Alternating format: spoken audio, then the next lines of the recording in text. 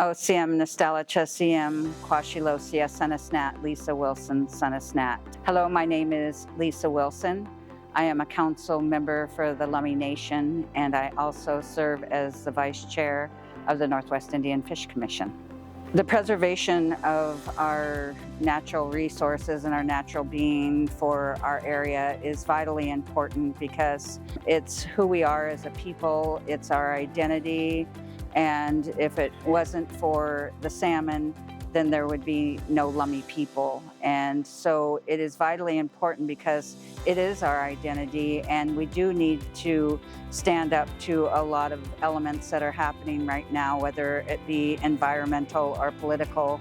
And so it is very important that we stand up for just what was given to us and what was fought for by our ancestors. It is our sacred obligation that we continue on as our way we call it our Shalangan, our way of life.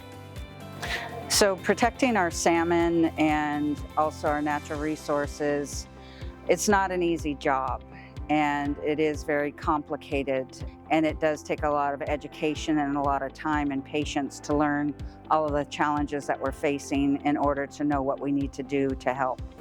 So what I hope that people take away from the panel that we sat on today is the challenges that we're facing and the work that we're doing. I know that there's a lot of stereotyping of that it's our fault that there's no salmon, and it's our nets across the river of why we don't have any salmon.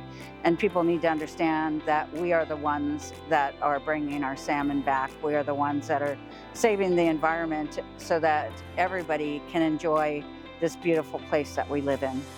So we need to educate on our culture, because a lot of people can make a connection with what that is. And so I think that first and foremost, we are grounded culturally. That's why we do what we do. That's why we carry that work forward that our ancestors started, and it is for our future generations. And aside from our culture, it is the sacrifices that we've made in order to have Washington State or Oregon.